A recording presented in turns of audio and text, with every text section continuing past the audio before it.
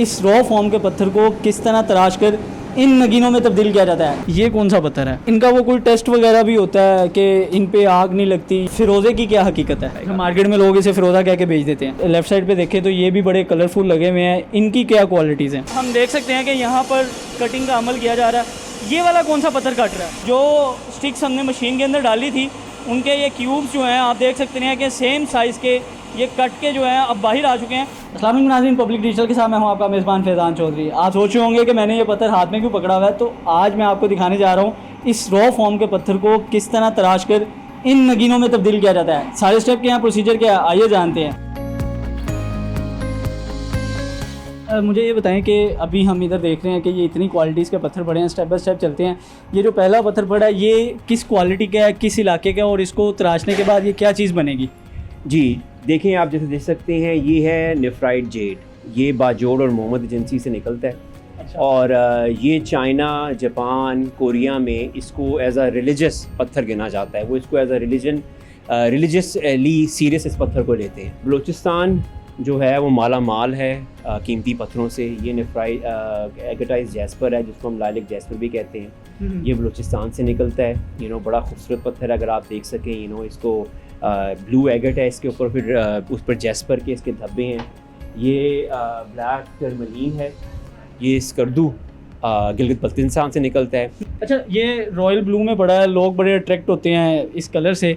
ये कौन सा पत्थर है? जी ये है लैपिस lazuli, जिसको लाजवर्द कहते हैं उर्दू में और फ़ारसी में और दरी में। ये अफ़गानिस्तान से निकलता है, बदख्शां से। ये पिछले 6000 साल से वहाँ से निकल रहा है ये जो पत्थर है। अनोश भाई, ये वाले पत्थर तो आप हमें दिखा ही रहे हैं, लेकिन कुछ लोग ना बड़े वो अट्रैक्ट होते हैं उनकी तरफ। अकीक हो गया, जिस तरह फिरोज़ा हो गया, तो वो पत्थर भी यही होते हैं या वो अलग किस्म के होते हैं? ये नॉर्थ वज़ीरिस्तान का अकीक है। ये ठीक है, ये ओरिजिनल अकीक है। ओरिजिनल अकीक है। अच्छा। दुनिया में यमनी अकीक बहुत मशहूर है। वो एक ऐसा ट्रेड नेम है। इस्लाम में उसका काफ़ी, हमारे मज़हब में उसका क्या नाम है, ज़िक्र है। तो उसको यमनी अकीक का बहुत ज़्यादा ज़िक्र है, लेकिन पाकिस्तान से भी ये निकलता है। अच्छा, इनका वो कोई टेस्ट वगैरह भी होता है कि इन पे आग नहीं लगती या कुछ इस तरह का सुनने में मिलता है कि अगर आप ओरिजिनल अकीक की पहचान करनी हो तो आप इस तरह कर सकते हैं। तो ये वो मतलब टेस्ट पास कर सकते हैं? देखें जी, अब ये दुनिया साइंस के लिहाज से बहुत आगे निकल गई है और बहुत ज़्यादा नए डिफरेंट किस्म के टेस्ट आ चुके हैं। वो पुराने ज़माने में थे कि आप इसको आग लगाएं तो इसके साथ ये होगा। अब बहुत तरीके हैं इसको चेक करने के लिए। अच्छा। आप खुर्दबीन से देख सकते हैं, आपके पास डिफरेंट टूल्स होते हैं जिससे आप इसकी वो चेक कर सकते हैं। वैसे अगर हमने अकीक की थोड़ी सी ओरिजिनलिटी देखनी हो तो एक आम आदमी के पहचानने के लिए इसमें क्या चीज़ है? देखिए जी, अकीक में 2-3 कलर का होता है। या तो ये ऑरेंज रंग का होगा, या रेडिश ऑरेंज होगा, या ब्राउन होगा। ठीक है। और इसमें फेक माल भी आता है चाइना से, जिसको चाइनीज़ अकीक कहते हैं। वो बिल्कुल शीशा है और वो आपको 10-20 रुपए में मिल जाता है यहाँ पे। उसका कैबेचॉन, उसका नगीना आपको परामा मिल जाएगा। ठीक है। जो रियल अकीक है वो पहचान है, जो जिनको स्टोन का, जिनको पत्थरों से प्यार हो, उसको बड़े आराम से पहचान लेते हैं कि ये रियल है या फेक है। ठीक है। फिरोज़े की क्या हकीकत है? फ़िरोज़ा जो दुनिया में मशहूर है वो तो वो ईरानी फ़िरोज़ा है जो निशापुर से निकलता है। उसके बाद अमेरिकन फ़िरोज़ा मशहूर है, जिसको स्लीपिंग ब्यूटी माउंटेन है एरिज़ोना में, जो जहाँ से निकलता है। पाकिस्तान में लोग कहते हैं कि बलूचिस्तान के इलाके से फ़िरोज़ा निकलता है, लेकिन बहुत दफ़ा वो क्राइसोकोला होता है या मेलाकाइट होता है। ये बेसिकली जहाँ पे कॉपर माइंस होती हैं वहाँ से इस रंग का पत्थर निकलता है। जैसे आपके मेरे हाथ में पकड़ा हुआ है, इसको अगर आप गौर से देखें और इसके साथ अगर आपका इसका नगीना बनाएं तो ये बिल्कुल आपको फ़िरोज़े जैसा इसका रंग नज़र आएगा। मार्केट में लोग इसे फिरोज़ा कह के बेच देते हैं। इसको फ़िरोज़ा कह के भी बेच सकते हैं। मार्केट में चाइनीज़ फ़िरोज़ा भी मिल रहा है, जो जैसे मैंने आपको रेड एगेट का बताया, वो भी मशीन पे बना होता है। तो लोगों को बड़ा केयरफुल होना पड़ता है जब आप पत्थर ख़रीदते हैं कि आपको एक रियल चीज़ मिल रही है या आपको फेक चीज़ मिल रही है। अच्छा, यहाँ पर अगर हम अपने लेफ़्ट साइड पे देखें तो ये भी बड़े कलरफुल लगे हुए हैं। इनकी क्या क्वालिटीज़ हैं? देखें जी, जो नीचे आपको लाल रंग का पत्थर नज़र आ रहा है, ये रेड जैस्पर है। ये भी बलूचिस्तान से निकलता है। ठीक है। उसके ऊपर आपने वो जो ग्रीन पत्थर देखा है वो है सरपेंटीन। जी हाँ जी, वो कॉर्नर में वो सरपेंटीन है, वो शुगर वैली। ठीक है। ये पूरा पहाड़ है इसका। अच्छा ये पहाड़ में से काट के निकालते अच्छा, हैं। जो पहाड़ होता है वो भी इसी कलर का होता वो है? बिल्कुल इस तरह का उस पर वेजिटेशन आ जाती है।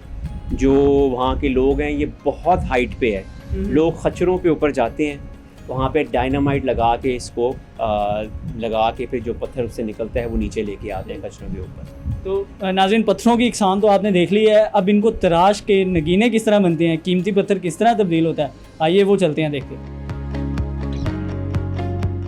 तो जी नाज़रीन, अब हम उस जगह पर आ चुके हैं जहाँ पर उन पत्थरों को जो नीचे आपको दिखाए हैं उनको तराश कर कीमती पत्थरों और नगीनों में तब्दील किया जाएगा। अनोज भाई, जब पत्थर यहाँ पर आ जाते हैं तो सबसे पहला स्टेप क्या होता है? तो सबसे पहले हमने उसकी क्वालिटी चेक करनी पड़ती है कि उस पत्थर से हम क्या बना सकते हैं। हमने उसके साथ बीड्स बनाने हैं, तस्बीह के दाने बनाने हैं, टाइलें बनानी हैं, कहाँ इस्तेमाल करना है। हम देख सकते हैं कि यहाँ पर कटिंग का अमल किया जा रहा है। ये वाला कौन सा पत्थर काट रहा है? ये एवेंचुरीन है, ये खैबर पख्तूनख्वा से निकलता है।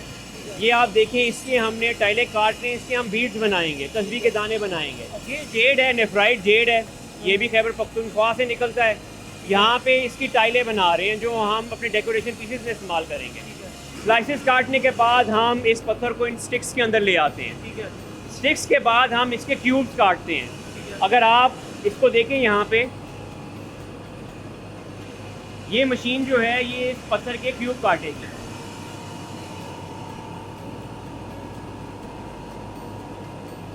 तो जी नाज़रीन, जो स्टिक्स हमने मशीन के अंदर डाली थी उनके ये क्यूब्स जो हैं आप देख सकते हैं कि सेम साइज़ के ये कट के जो हैं अब बाहर आ चुके हैं। अच्छा अनोज भाई, इन क्यूब्स का अब हम क्या करेंगे? सर, इन क्यूब्स के बाद, काटने के बाद हम इसको गोल शक्ल देंगे। अब आए मैं आपको दिखाता हूँ मैं तो कहाँ पे गोल शक्ल देते हैं। और ये मशीन है, इसको ये राउंड शेप देती है। इसमें हम सिलिकॉन कार्बाइड इस्तेमाल करते हैं और उसके बाद ये रोटेशन के ऊपर इसको ये ग्राइंड करके ये राउंड शक्ल बना देती है। आप ये देख सकते हैं नाज़रीन कि हमने क्यूब इस मशीन के अंदर डाले थे और अब ये फाइनल फॉर्म में बीड्स की शक्ल में आपके सामने आ चुकी है, जैसा कि ये देखें।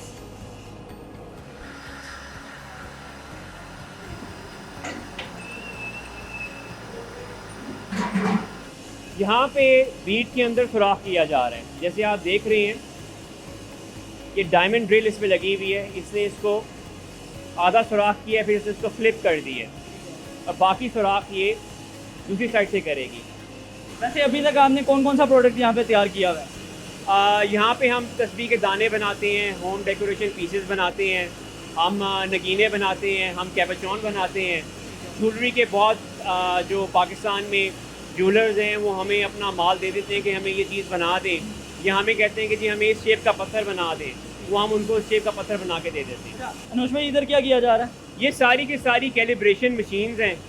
यहाँ पे हम पत्थर को जिस चाहे शक्ल में हमें चाहिए या हमारे क्लाइंट को चाहिए या हम उस पर बना देते हैं। इसके अंदर डायमंड व्हील लगा होता है और डायमंड व्हील को इस्तेमाल करते हुए हम इस पत्थर को देखिए, इसकी एवेंचुरीन है, इसको हम शक्ल दे रहे हैं। मतलब ये पत्थर पहले इस फॉर्म में था जिसे इस मशीन की मदद से इस फॉर्म में तब्दील किया जा रहा है। अच्छा, और वहाँ पर मैं देख रहा हूँ कि वहाँ पर बड़ा कोई यूनिक सा काम हो रहा है, तो वो क्या चीज़ है? बेसिकली यहाँ पे आपने मुग़ल आर्किटेक्चर देखा होगा, वहाँ पे एक टेक्निक है जिसको पिएट्रा डोरा कहते हैं, जो इटालियन वर्ड ज़बान का वर्ड है, और हमारी ज़बान पे उसको परचनकारी कहते हैं। वो होता है कि आपने पत्थर को डिफरेंट शक्लों में शेप करके उसको मेटल या दीवार में कहीं पे आपने उसको सजाना है।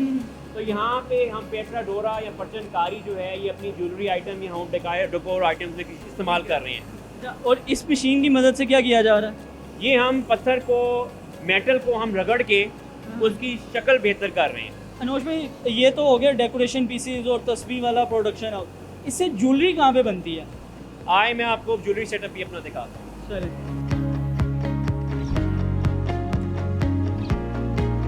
यहाँ पे हम फेसेटेड स्टोन बना रहे हैं जिनको आप नगीना भी कह सकते हैं।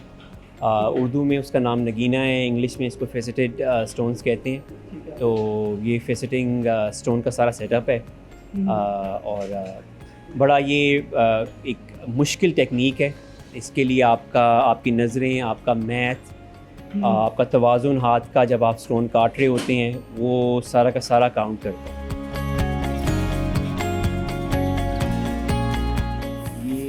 आपने सारी वहाँ पे कटिंग देखी है, ये डिफरेंट शेप्स और डिफरेंट कट्स हैं सारे के सारे। अच्छा, ये वही स्टोन है जो हमने रॉ फॉर्म में देखे थे? ये डिफरेंट स्टोन है, ये एमेथिस्ट है, ठीक है। ये ब्लू टोपाज है, ये सिट्रीन है। इसकी जो रॉ फॉर्म है वो इस शक्ल में है। ये पाकिस्तानी टोपाज है जो स्कर्दू से निकलता है, ये ब्राज़ीलियन एमेथिस्ट है और इसके हम डिफरेंट शेप में स्टोन काटते हैं। ये जो ग्रीन पत्थर आप देख रहे हैं ये पेरीडॉट है कोहिस्तान का। ये पाकिस्तान की बहुत बड़ी रफ़ एक्सपोर्ट है इस पेरीडॉट स्टोन की, और ये पाकिस्तान में दुनिया में से 3 से 4 कंट्रीज़ है जहाँ से पेरीडॉट निकलता है। ठीक है। तो नाज़रीन, ये वो सारा तरीक़ेकार था जिसके थ्रू मैंने आपको दिखाया कि एक रॉ फॉर्म पत्थर को किस तरह खूबसूरत नगीनों में तैयार किया जाता है। मुझे दीजिए इजाज़त, अल्लाह हाफ़िज़।